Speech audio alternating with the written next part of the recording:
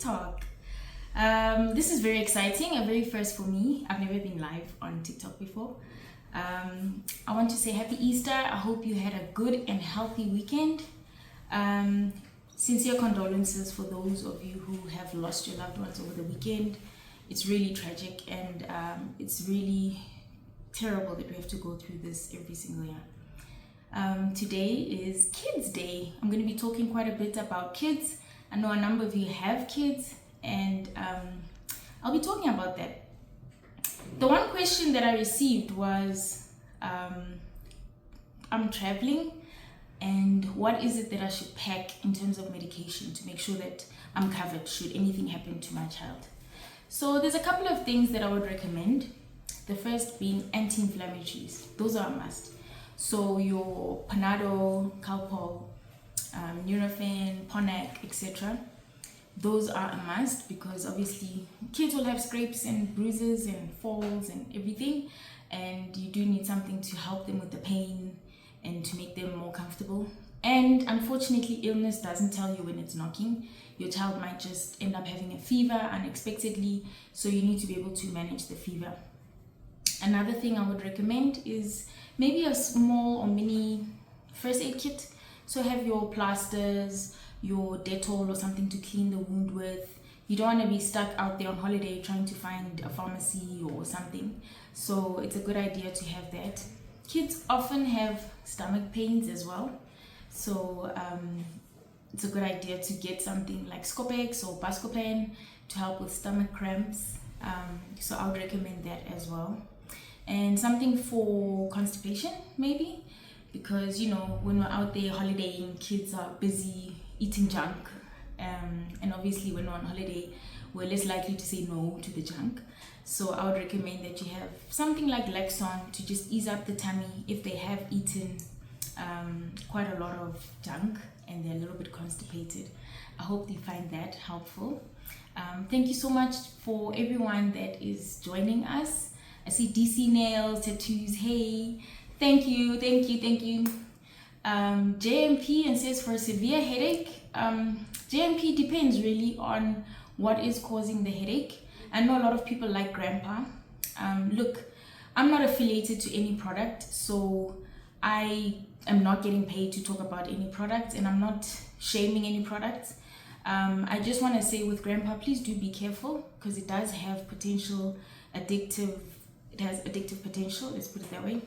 And for those of you with gastric ulcers, it's not recommended because it can make your ulcers worse. But any combination medication, Panadol with Nurofen, your Mypaid, Myvilin, those could help. And there's a number of other stronger medications, but those unfortunately would need to be scripted. Back pain, DC Nails. Back pain also needs anti-inflammatories. It's good to take something like a topical gel. I do like Voltaren gel, Painamol gel. Those are quite helpful, especially for back pain. And take any other anti-inflammatories that you have at home. Again, being very careful if you do have ulcers, that some of the anti-inflammatories can actually make your ulcers worse.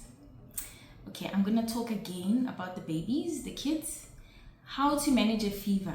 I get this quite often that most of us don't really know what to do. We know we have the medication at home, but we don't exactly know how do I manage it because I've been giving Panadol, I've been giving this thing and this fever is not going away. So I'm going to advise now how is the best way, what is the best way to manage a fever at home. So firstly, I do like for my patients to have two different kinds of anti-inflammatories. So the first type is your paracetamol, which is like Panadol, Calpol, Empaped. Those are basically the same thing. Ne? And then there's another type, which is your Nurofen, Brufen, Ibimol. Those are different type as well. And then there's mefenamic acid, which is your Ponac, Ponstel, Phenamin. So I like to use different kinds of anti-inflammatories because you don't want to overdose your child. So if, for example, let's say you're using Panadol and Nurofen. Again, I'm not affiliated to anybody, so whichever you have at home usually will work. But I'm just going to use Panadol and Nurofen as an example in this case.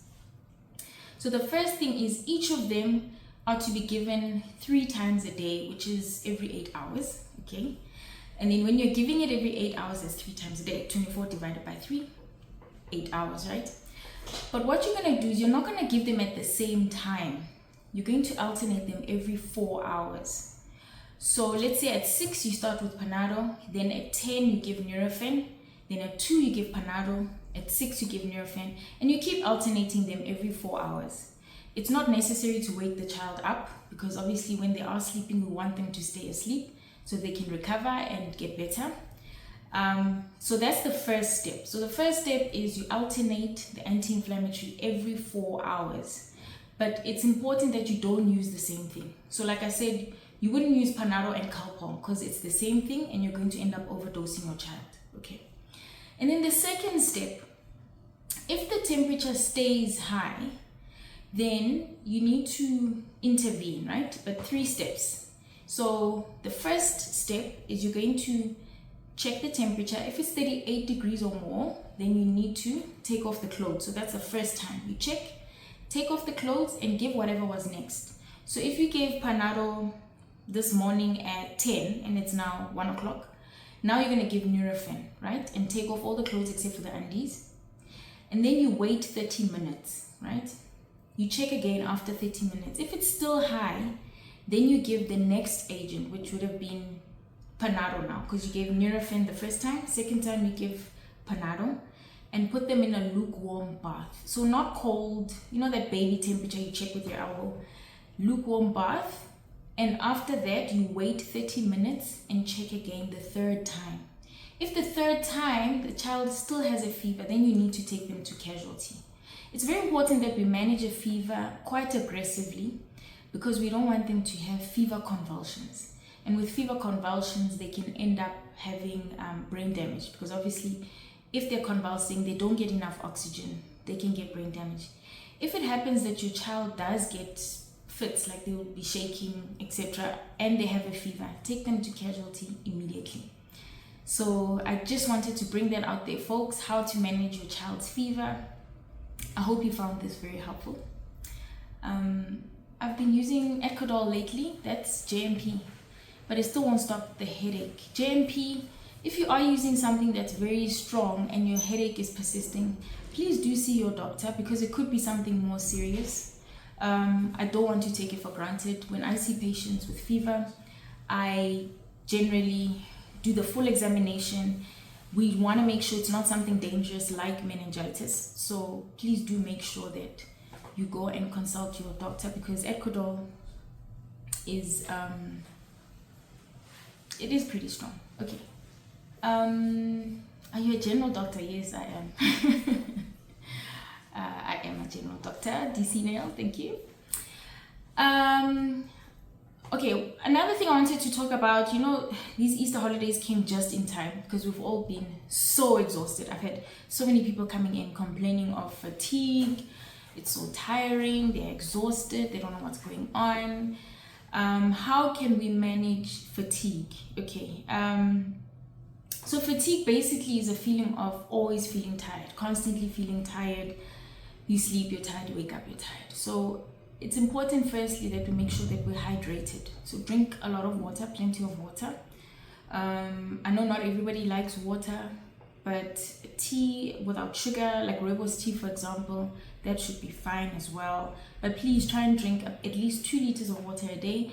That is really helpful in trying to get or maintain yourself, maintain hydration. And then obviously do eat a balanced diet. So you must eat fiber and whole grains. You do need protein as well. And regular exercise. I know this sounds counterproductive, but when you're tired and I'm telling you to exercise, but it actually does work. When you exercise, there's these happy hormones called endorphins that are released, and they end up assisting your body to feel much more energized. So another recommendation is sleep well, sleep early. So a lot of us like to stay up late watching series, binging Netflix. It's a good idea to get your 8 hours of sleep if you can. I know we don't all have the same body clocks. For some people, they say 8 hours is too much. 7 hours then of sleep.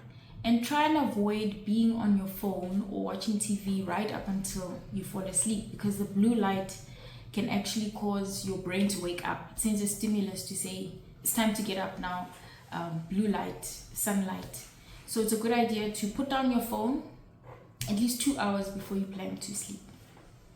And then I know we don't like to hear this, but those of you who smoke, if you can give up smoking, it's very, very helpful. It's never too late. We all know the damages that smoking can cause, cancers and many other things. So I would always recommend that you give up smoking. If you'd like more information, more than welcome to come and consult at Blue Heart Medical in Centurion. And I can prescribe something that can help you quit if you're ready to quit. Also alcohol. Some people take alcohol late into the night. That can actually interrupt your sleep, because you don't actually end up getting into deep sleep. It keeps people in light sleep, so it's not really good for falling asleep. So yeah, that's what I wanted to say. Thank you so much, everybody. I'm enjoying the comments here. Who's this? DC Nails. Whenever I use my strong painkiller for more than something, I become super weak. That sounds concerning. I think you should definitely come and consult for that one. Oh wow, Tulani. Thank you. I don't know about being the most beautiful woman on earth, but okay. Thanks for the comments. Look, family, we do have virtual consultations. We do telephonic consultations as well. So it doesn't matter where you are in the country. If, for example, you don't have time, I know a lot of my clients don't have time. They're busy with work. During your lunch, we can do a virtual consultation or even a telephonic consultation, and we get you sorted. It is ideal, obviously, for me to see you at some point, but you can book. Go ahead and book a telephonic or virtual consultation.